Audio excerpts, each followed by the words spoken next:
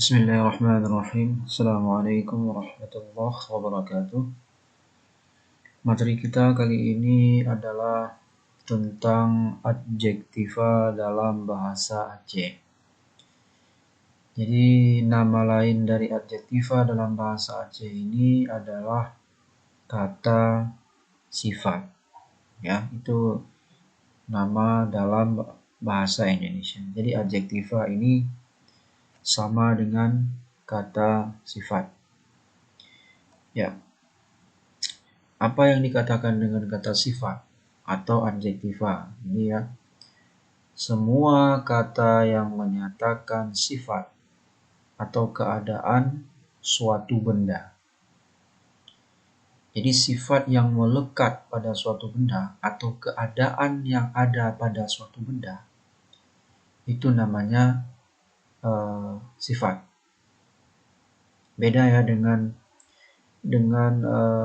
kata kerja.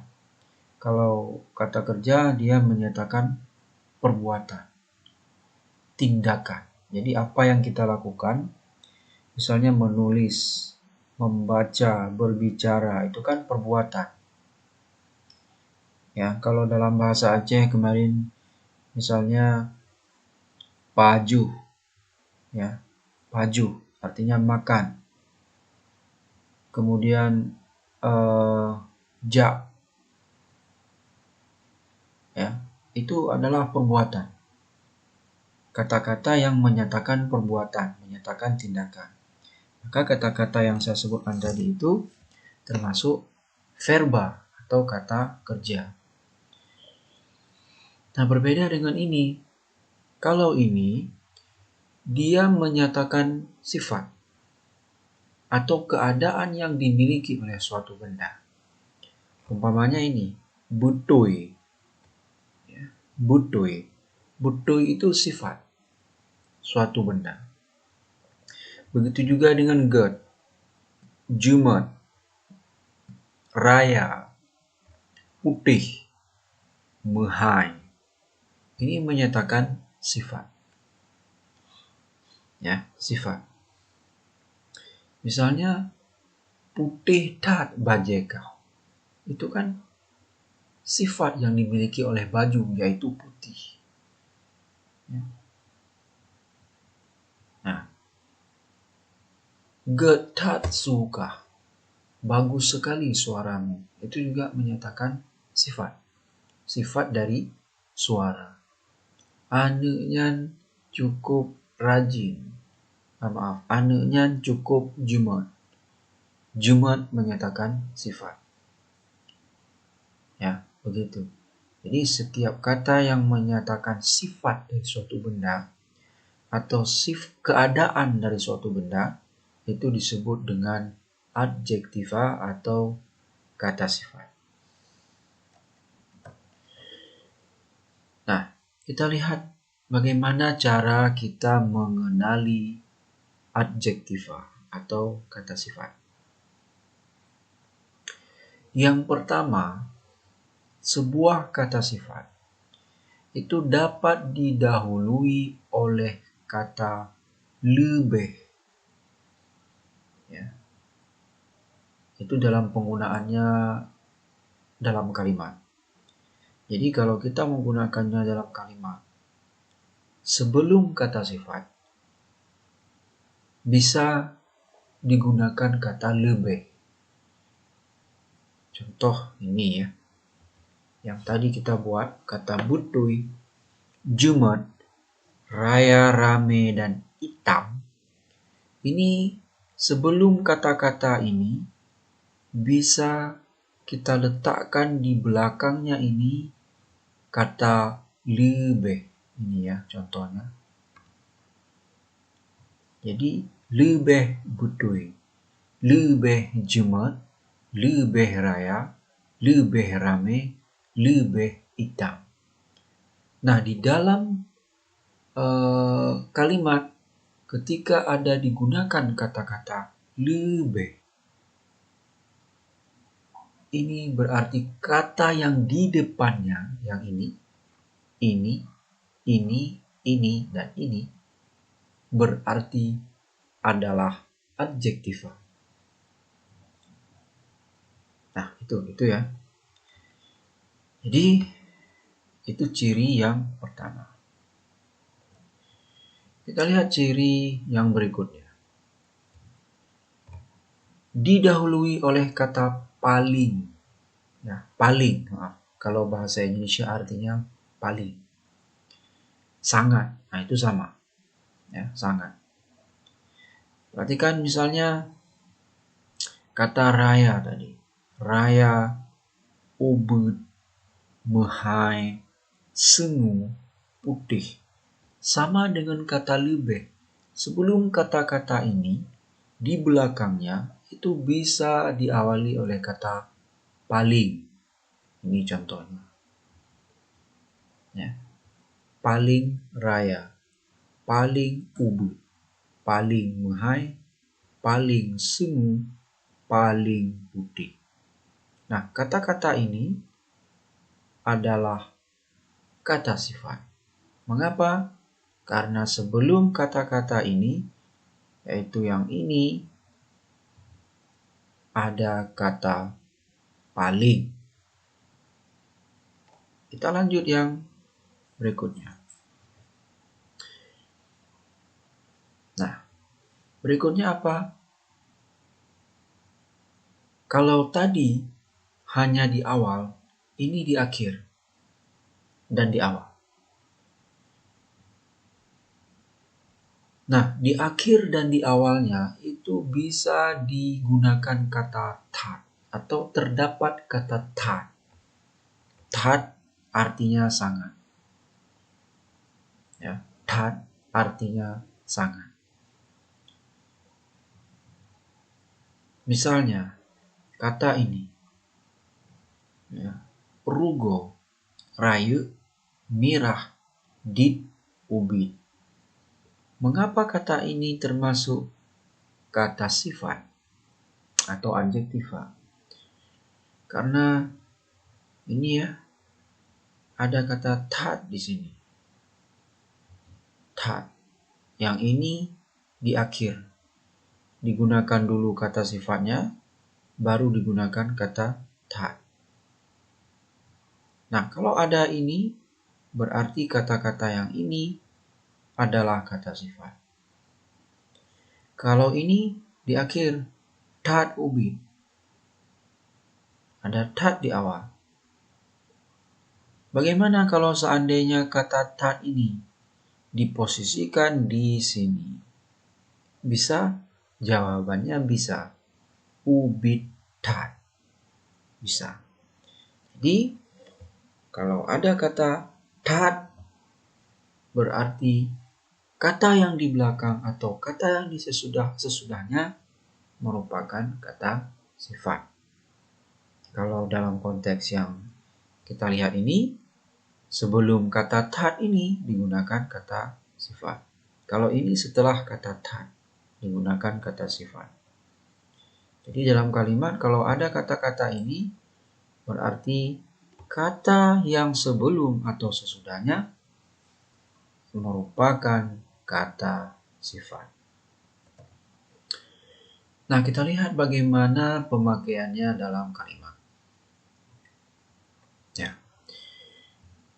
Gedanya lebih careng ni baji. Careng merupakan kata sifat. Mengapa? Karena ada kata lebih. Ini ciri yang pertama tadi. I kupinyo hana mame. Kata mame merupakan kata sifat. Mengapa? Ya. Karena dia menyatakan keadaan suatu benda, yaitu keadaan kopi. Keadaan kopi itu dia tidak manis. Itu keadaan. Nah, berikutnya, bangai dan. Ini juga kata bangai merupakan kata sifat. Mengapa? Karena ada kata tat. Ini contoh penggunaan di dalam kalimat. Nah, kita lihat bagaimana pembagian kata sifat ini. Pertama,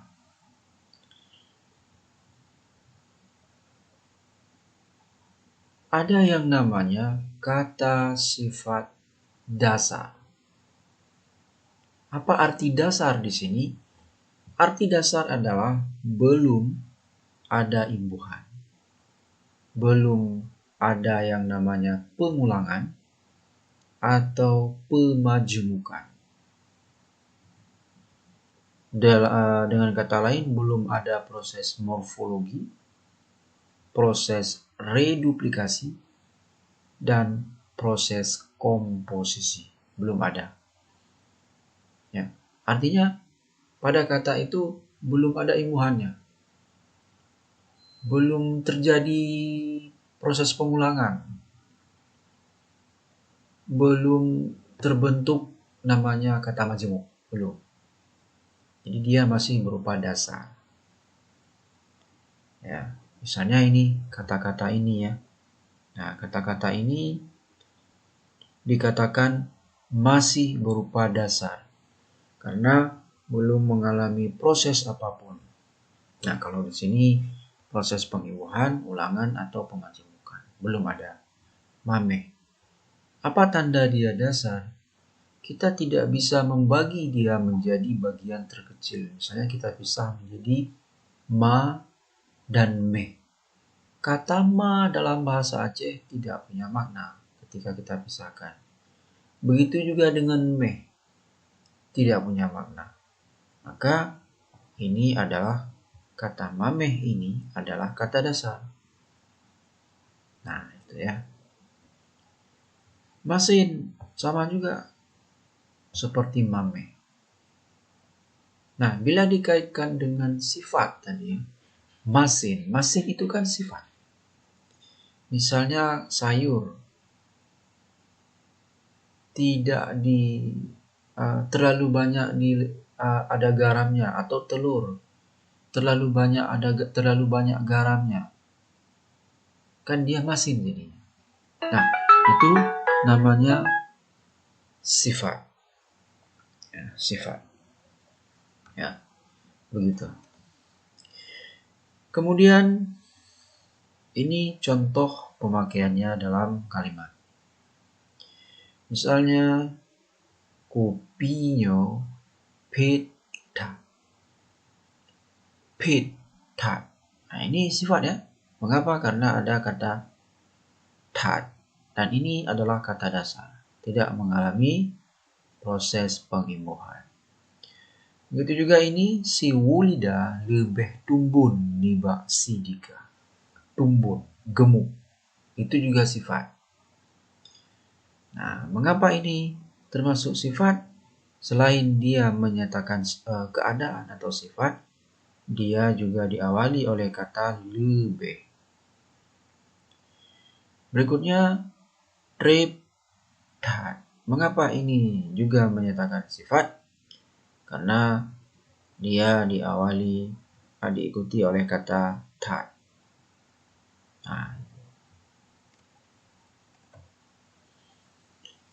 lalu ada yang namanya turunan. Nah, turunan ini artinya apa?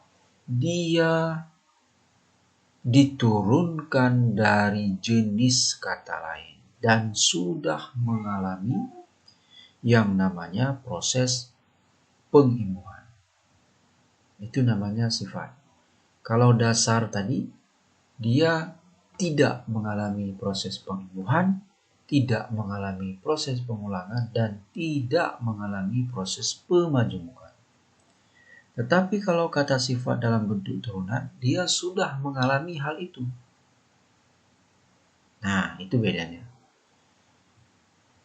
Kalau dari segi imbuhan ini dia ada mu, kemudian ada me dan un, dan ada du.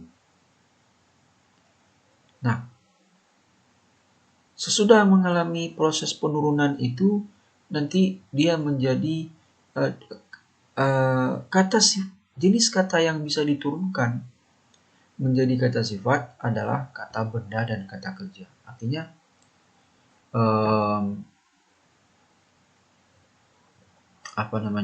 dia mengalami proses morfologis yang proses morfologis itu bisa diturunkan dari kata benda dan kata kerja, nomina dan verba. Ini nomina dan ini adalah verba. Nah, itu. Jadi dari dua kata ini, jenis kata ini itu bisa menurunkan yang namanya adjektiva atau kata sifat. Tentu dalam bentuk turunan ya, dalam bentuk turunan. Kita lihat berikutnya. Ada yang pertama ya, kata sifat berawalan mu. Nah, kalau kata sifat berawalan mu, ini dia menjadi kata sifat yang kata dasarnya itu berasal dari kata benda dan kata kerja, nomina dan verba. Nah, perhatikan. Di sini semuanya adalah nomina, kata benda. I kan nomina ya. Bule nomina. Asap, putro, inggris, limo. Ini kan nomina semua. Ketika dilekati imbuhan mu di sini, jadilah dia seperti ini. Nah, ketika seperti ini jadinya, ini namanya kata sifat. Jadi imbuhan mu ini punya pengaruh yang besar. Nah, itu. Mui, berair. Ya. Mui, bule, asap, putro, inggris, limo. Ya. Artinya di sebelah sini ya, silakan dilihat sendiri.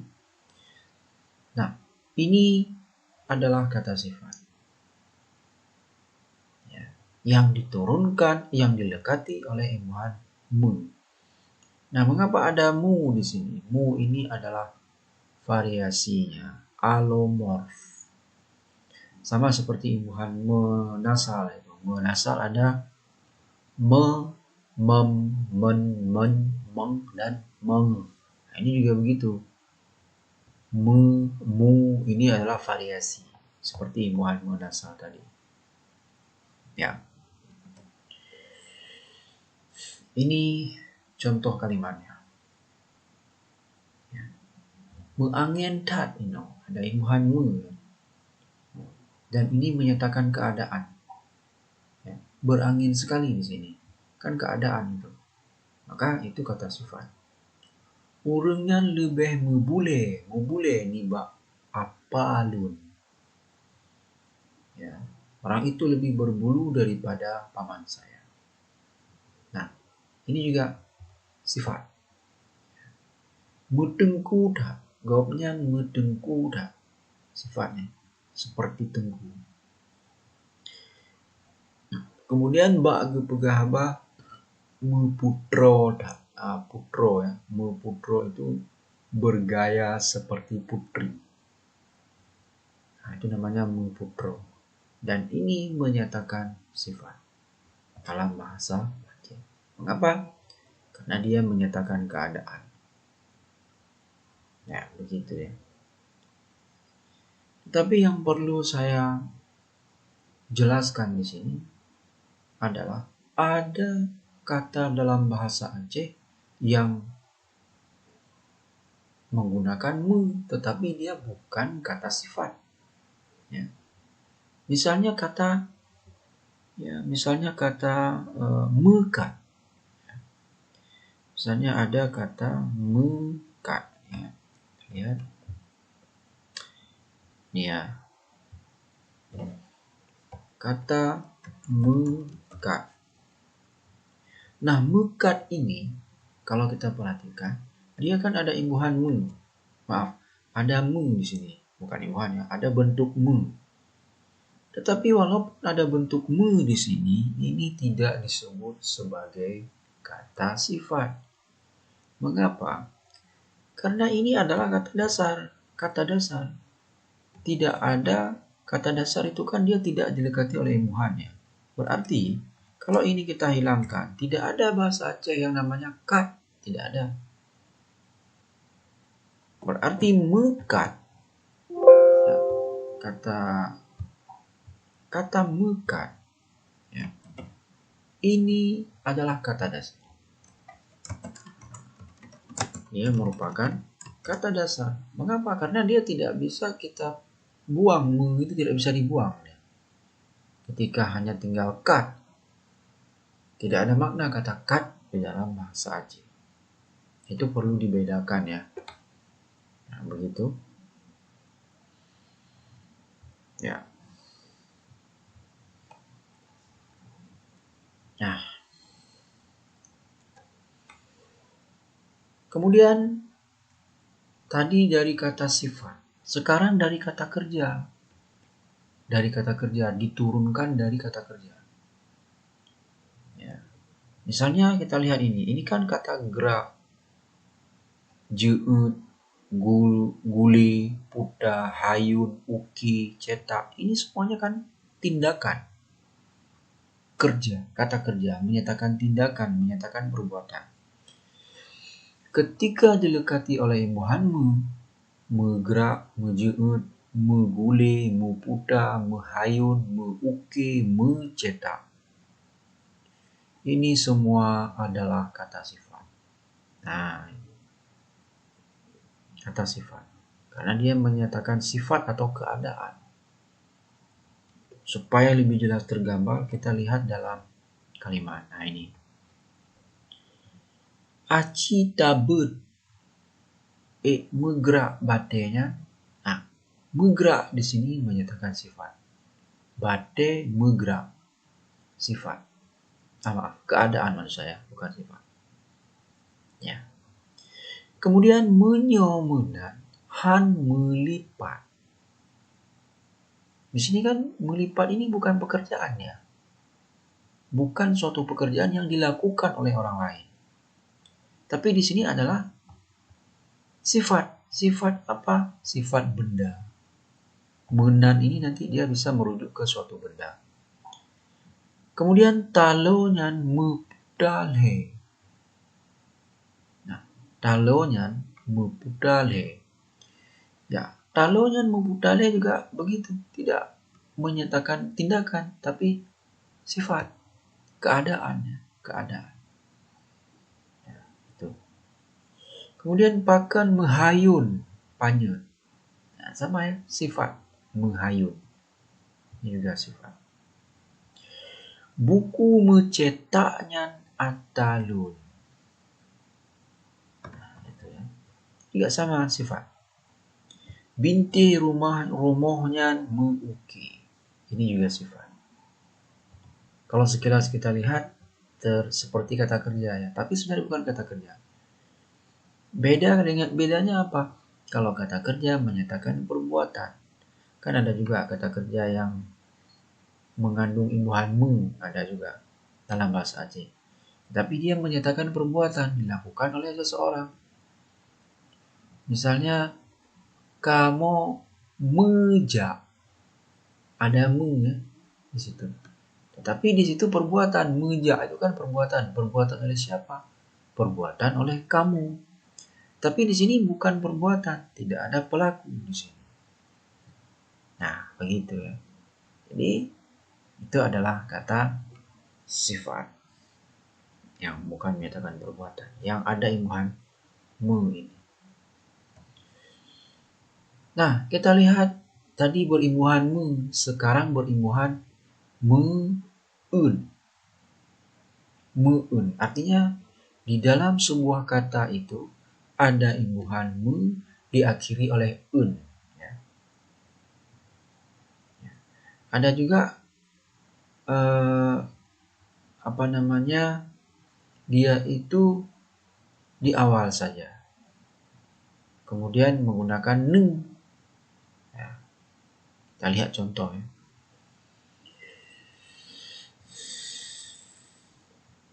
Nah, satu lagi, dia bisa membentuk kata sifat dari kata sifat. Ya, misalnya ini, siju sifatnya. Meseniju. Ya, meseniju.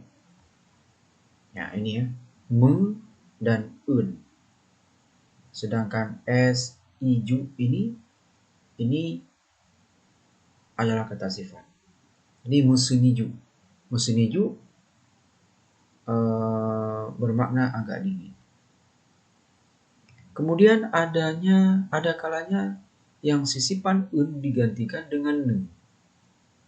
Ini ya, gabu, sibuk, artinya menegabu.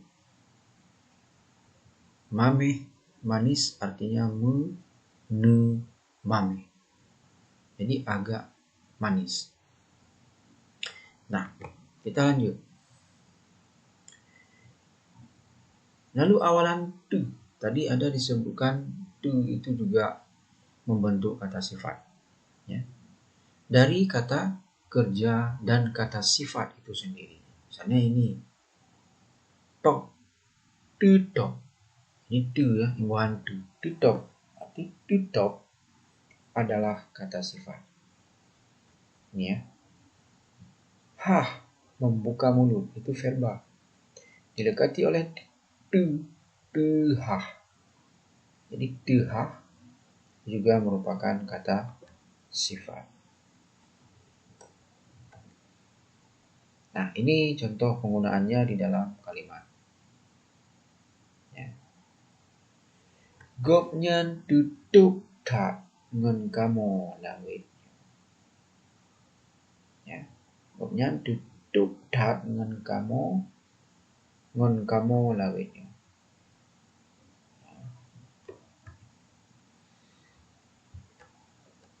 Oh,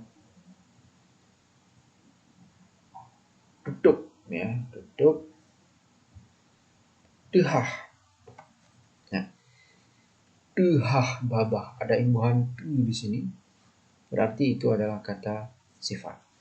Tehah babah. Bak dengo haba.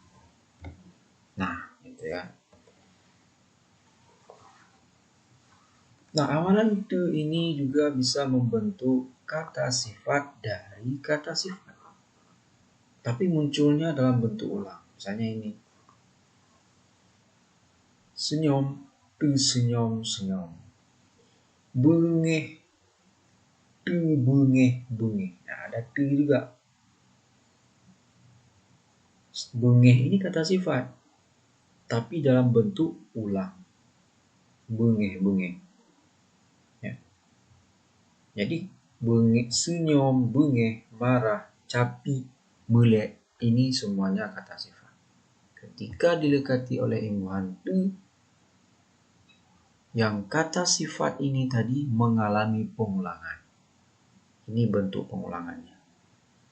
Dan ini menjadi kata sifat. Tu bungkuk, bungkuk kan pengulangan.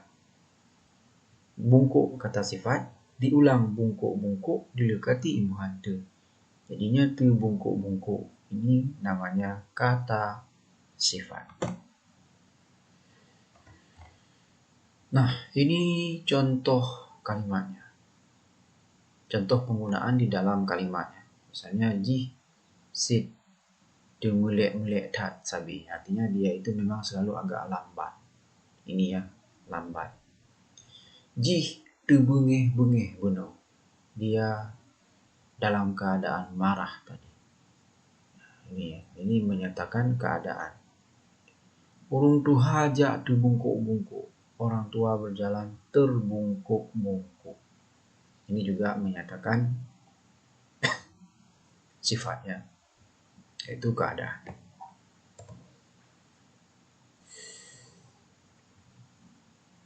Nah, kita lihat contoh kalimatnya, dan kita dengan kalau kita lihat kalimat di sini, kita bisa mengidentifikasi bahwa di sini ini adalah kata-kata dalam kalimat ini ada yang namanya kata sifat. Misalnya ini ya, kupinyan kureng mameh. Nah, mameh adalah sifat, kata sifat. Karena sifat dari kopi atau keadaan dari kopi yang kurang manis. Bukan sifat ya, maaf, keadaan kopi yang kurang manis. Kurang ini artinya kurang. Uronyo lun hana sehat. Ini juga keadaan lun.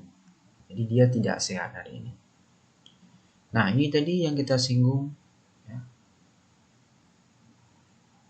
Tat betat tepe empun lemonyan han tumbun. Nah, ini han tumbun. Tumbun ini juga menyatakan sifat. Nah, kemudian urung katuha pane tega loma. Tega ini menyatakan sifat. Maaf, tuha menyatakan sifat. Tega juga menyatakan sifat. Di sini kalau kita gunakan tat misalnya, tega tat misalnya, bukan dalam konteks kalimat ini ya, tapi dia berupa frase yang lain. Tega tat misalnya, atau lebih tega misalnya, bisa ya. Berarti tega ini merupakan kata sifat.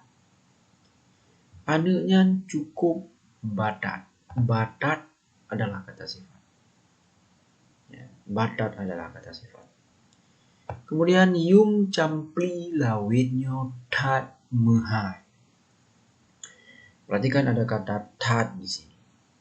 Nah, ada kata tat di sini, berarti itu juga merupakan kata sifat. Ini ya, mehai ini kata sifat. Selain ada tat, ada me lagi. Dan dia menyatakan keadaan. Nah, itu. Ya.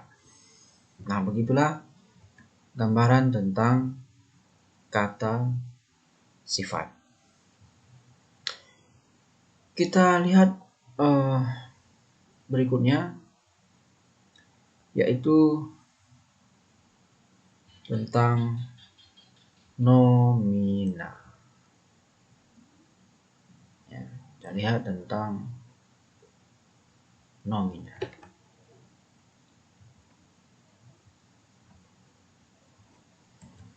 Nah, nomina ini kata benda ya. Saya rasa ini sangat mudah dipahami ya. Kata benda. Jadi setiap kata yang menyatakan benda, ya, misalnya manusia, binatang, tumbuhan, atau nama sesuatu, itu namanya nomina atau kata benda. Nah, ini contohnya ya, angin, kaye, ule, gata, baje, urun, lemo, elme, getanyo, bate, penaju. Itu kan semuanya adalah benda. Benda, ada yang berwujud, ada yang tidak. Misalnya elme, ini kan tidak berwujud ya. Ilmu ya. Nah, jadi semuanya adalah kata sifat ya. Yang hitam-hitam ini kata sifat. Ya, saya rasa mudah lah dipahami ya. Kata benda, namanya benda ya, ini ya, manusia, binatang, tumbuhan, atau nama sesuatu. Termasuk nama kalian itu juga benda. Ya, kata benda. Walaupun nanti bisa dispesifikkan ke pronomina ya. Nanti ada yang namanya pronomina. Misalnya ini ya, gata. Gata ini kan pronomina personal. Tapi secara umum dia ini termasuk kata benda. Ya. Cirinya ini. Pertama, bersisipan un. Semua kata yang bersisipan un itu adalah nomina. Un ini artinya dia di tengah-tengah. Misalnya kata dasar palit. Ya, kata palit dilekati un jadinya penalit. Kata dasarnya sisipannya ini, un ini. Sama kalau bahasa Indonesia itu misalnya kerja, kata dasar. Dilekati in jadinya kinerja. Kilau dilekati jadinya kemilau. Jadi in dan pada dua kata yang saya sebut tadi itu adalah sisipan. Nah, ini juga begitu. Palit, kata dasar didekati jadinya penalit. Nah, ini namanya nominal. Lalu pula didekati jadinya penula. Ini nominal juga. Sinut artinya cambuk. Ini kan verba. Didekati seninut artinya cambukan, nominal. Jadi kalau ada seperti ini, seperti ini, itu berarti adalah nominal. Ya, kata dasarnya yang mana? Kata dasarnya ya misalnya kita buang ini jadinya palit. Nah, ini kata dasarnya. Kalau ini sudah mengalami proses pengimuhan. Jadi berikutnya diperluas dengan jih. Semua kata yang diperluas dengan jih itu berarti nominal juga. Misalnya arti diperluas begini. Panjang, ini kan kata sifat. Ada jih, panjang jih. Itu namanya kata benda. Pengeh, pengeh jih, kata benda. Trep, trep jih, kata benda. Ya. Kita lihat berikutnya. Semua kata yang ditambahkan nyan, nyo, dan jih. Kalau ada nyan, nyo, dan jih pada kata tersebut, itu berarti kata itu adalah nominal. Misalnya bot, didekati nyan, seperti ini ya. Jadinya bot nyan, kerja itu. Nah, bot ini pekerjaan itu. Jadi karena ada nyan di sini berarti ini adalah nominal. Karena ada nyo di sini berarti ini adalah nominal. Karena ada jih berarti kata kede ini adalah nominal. Lalu bisa ditambahkan kata bilangan atau numeralia di depan atau di belakangnya. Misalnya limang boh mamplam. Boh mamplam ini nominal. Mengapa? Karena ini ada numeralia. Isi teguh. I adalah nominal. Mengapa? Karena ini bisa didekati oleh numeralia. Si teguh. Ledra urung adalah nominal. Karena sebelumnya ada numeralia. Begitu.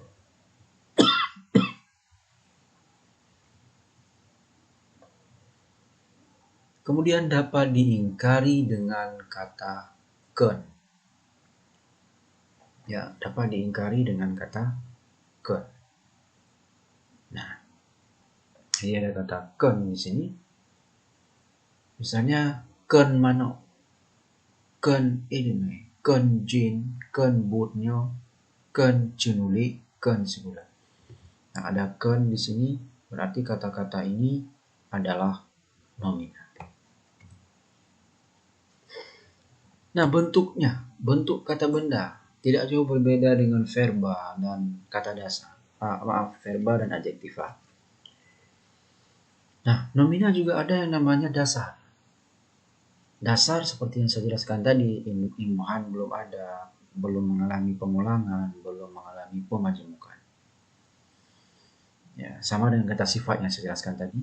Lalu ada yang berupa nama diri dan sapaan. Nama diri itulah tadi misalnya nama seseorang ya. Ali, Ani misalnya. Syama'u itu nama diri. Berarti dia nominal. Kalau sapaan juga merupakan nominal. Nama tempat, nama zat atau nama jenis itu nominal. Ya, kalau kita lihat contohnya ini ya. Ini berupa nama diri ya. Amiruddin, Adun, Tengku, C, Ayah, Nek, Tu, Umi, Agam, Ina, Malaikat, Jin. Ini semuanya adalah kata benda berupa nama diri. Kalau ini berupa nama tempat. Nah, Danau Mirah, Relit, Kota Alam, Pesangan, Aceh Utara. Ini semuanya nama tempat. Kalau nama zat ini dia. Tumaga, I, Buso, Apui, Mu. Ini namanya sifat. Zat. Lalu turunan konsepnya sama. Turunan itu dia berupa diturunkan dari imbuhan, kemudian dari kata ulang atau reduplikasi, lalu dari komposisi atau pemajemukan, ya. Dan dia diturunkan dari kata benda dasar yang tadi, kata benda dasar, kemudian kata kerja atau kata sifat. Nah, pada umumnya kata benda turunan itu berwujud sisipan un.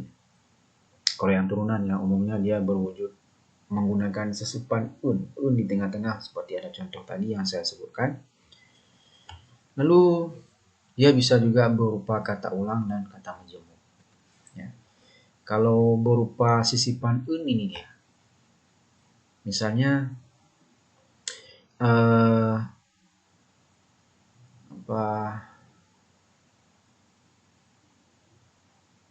sisipan un ada kalanya berubah menjadi awalan ne bila melekat pada kata yang bersuku satu. Oh ya. Ini ya, hei, ngoi, du. Ini kan bersuku satu. Nah, dia menjadi ne hei, ne ngoi, ne du. Nah, kalau yang bersisipan un tadi, kalau misalnya kita lihat contoh yang lain, paju, disisipi un jadinya pu, na, ju. Kita lihat contoh ya. Misalnya ini ya. Ini kan kata dasar. Ya, kata dasar.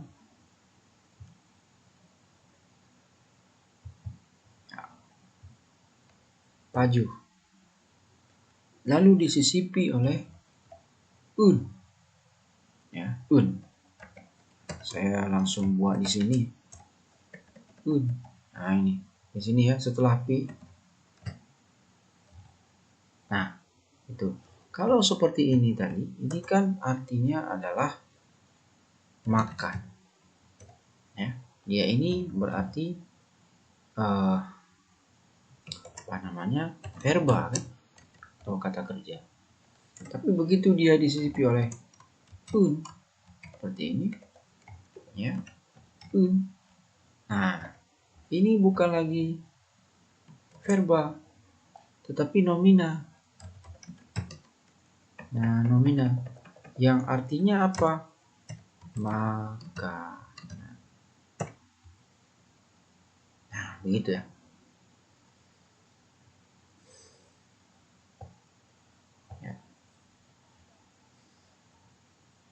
Kemudian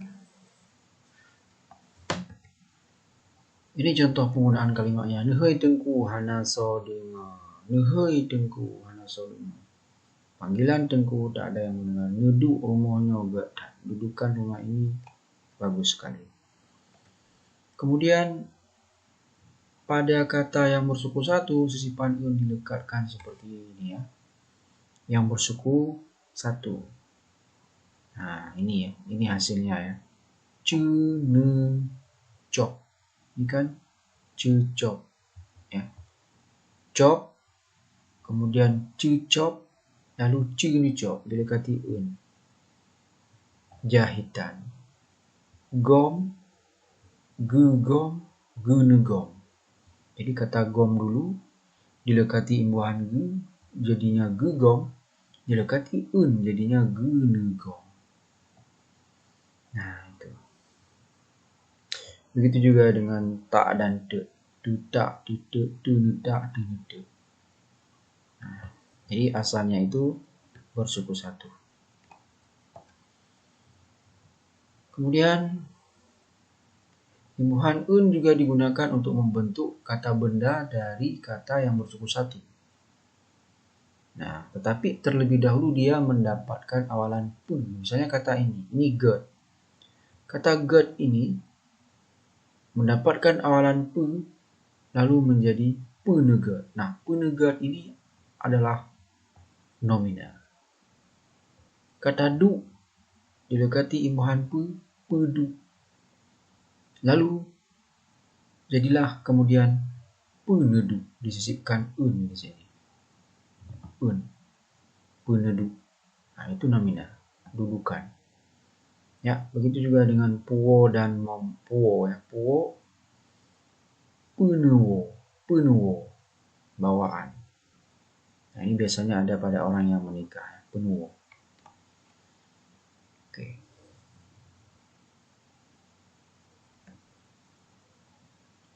Nah, kalau kata yang bersuku satu itu diawali oleh konsonan rangka PR, PL, dan PH, sisipan un penggunaannya seperti ini.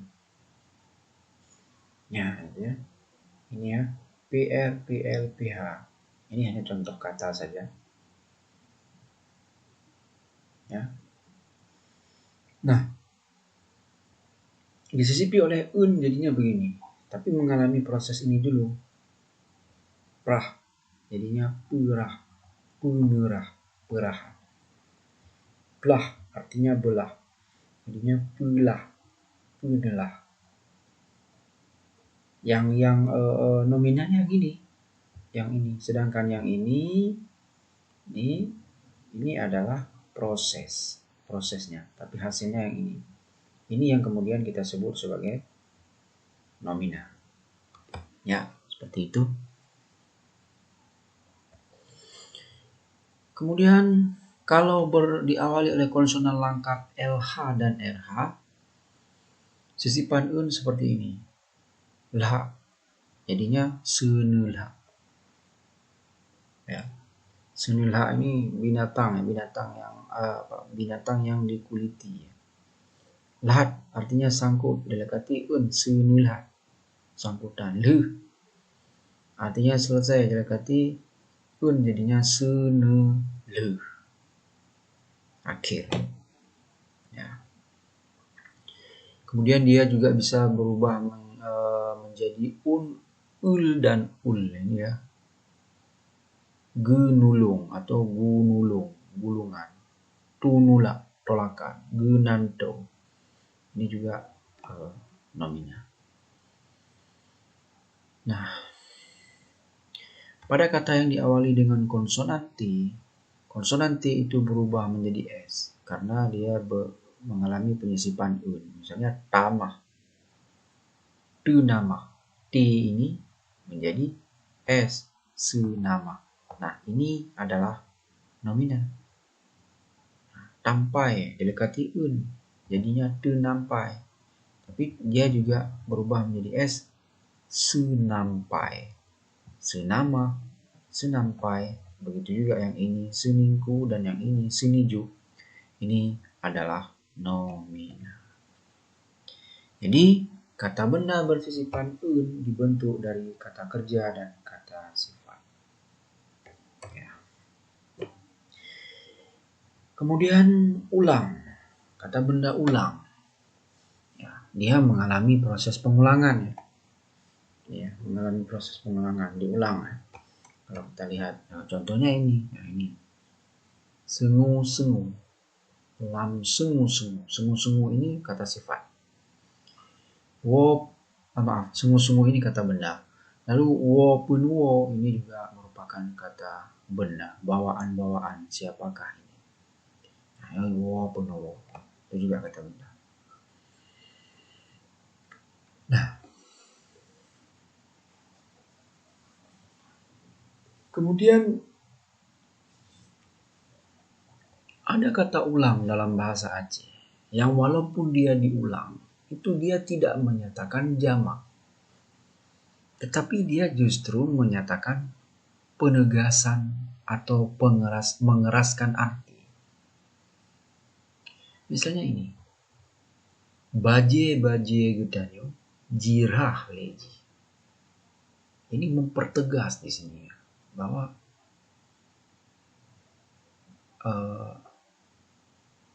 baje-baje ini namanya mempertegas, mengeraskan arti. Nah, idung jih melabu ngan aso kaya. Nah, idung ini kan hanya satu dia hidung. Tapi karena ingin mengeraskan arti diulang, jadinya idung jih. Nah, gitu. Lalu ada yang namanya majemuk. Kata benda majemuk. Contohnya ya. Anu cuco, blo publo, lako bino, sunyok bahu, taho tanoh i dan seterusnya. Ini adalah kata benda majemuk. Ya, ini konsepnya sama dengan kata majemuk dalam bahasa Indonesia ya. Tidak bisa disisipkan oleh nyang, nyang cuco, blo nyang publo, tidak bisa. Jadi dia sudah menyatu ini, tidak bisa dipisahkan. Nah, kalau contoh penggunaannya ini ya. Gopnyan gemedam truh bak anu cuco. Ya, tanoh i getanyo buta bangga ke tanoh i road. Jih jisi paklun bak tulung gasi. Ini adalah contoh pemajemukan. Itu saja materi kita pada pertemuan kali ini. Jika ada yang tidak dipahami, silakan ditanyakan kepada saya. Dan saya akhiri. Wassalamualaikum warahmatullahi wabarakatuh.